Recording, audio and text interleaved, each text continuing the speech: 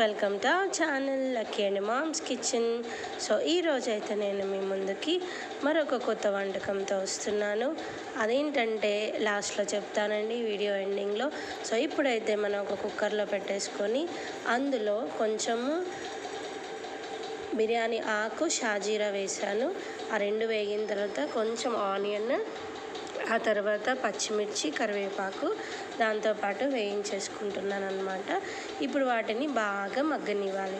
ఈలోపు మనం ఏం చేద్దామంటే కొంచెం చికెన్ తీసుకొని అందులో అల్లం వెల్లుల్లి పేస్టు, ఉప్పు, కారము, పసుపు, ఆ తర్వాత కొంచెం చికెన్ మసాలా పెరుగు కొంచెం చికెన్ మసాలా కలిపేసి దానిని మనము మ్యారినేట్ చేసుకొని పెట్టుకుందాము.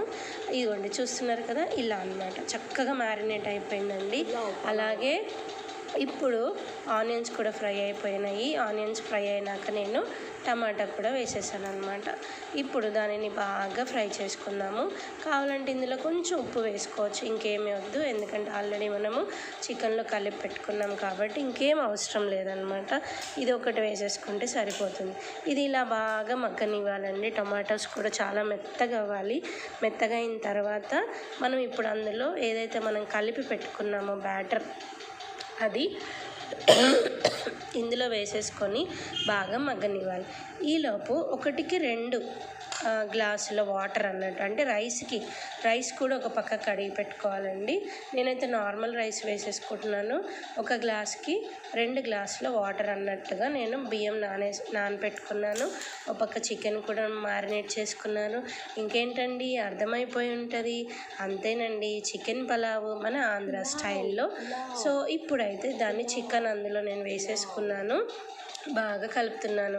చూస్తున్నారు కదా ఎంతగా స్మెల్ వచ్చేస్తుందంటే అసలు తింటే నిజంగా అండి ఒక్కసారి ఇలా ట్రై చేసి తినండి, ఎంత టేస్ట్ ఉంటుందంటే అసలు మీరు మళ్ళీ ఇంకొకసారి బయట కూడా వెళ్ళరు. నేనైతే కొంచెం కొత్తిమీర వేసుకుంటున్నాను. మీకు పుదీనా ఇష్టం ఉంటే పుదీనా కూడా వేసుకోవచ్చు అనమాట. సో నాకైతే నేను పుదీనా ఎక్కువ మేము తిన్నాం కాబట్టి నేను పుదీనా వేసుకోవట్లేదు.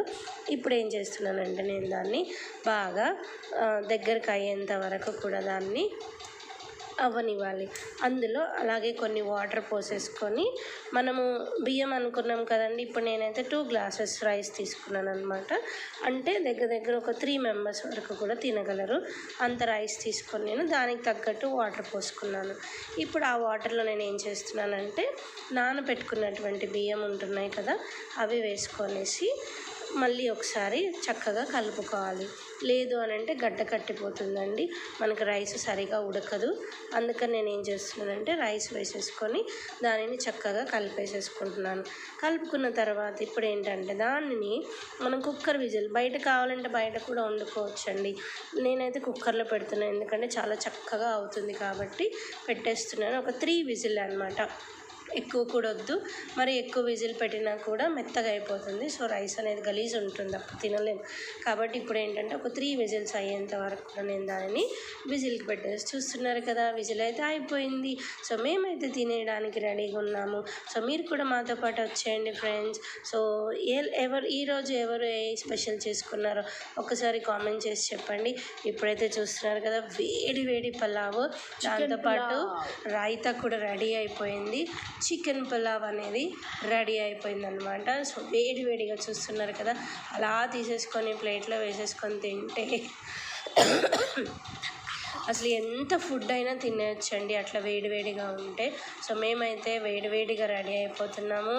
చూస్తున్నారు కదా చక్కగా ప్లేట్లో పెట్టేసుకున్నాను. సో డెకరేషన్కి ఆనియన్ కూడా పెట్టుకున్నాను. ఆ తర్వాత రైతా కూడా నేను పెట్టేసుకున్నాను అనమాట. అంతేనండి, ఎంతో టేస్టీ అయినటువంటి చికెన్ పులావ్ అనేది రెడీ అయిపోయింది.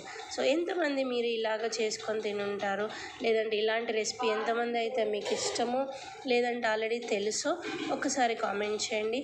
సో మేమైతే డిన్నర్కి రెడీ అయిపోతున్నాం, మీరు కూడా రెడీ అయిపోయింది. సో ఇంతటి చక్కటి పులావ్ మీకు నచ్చిందని నేను అనుకుంటున్నాను.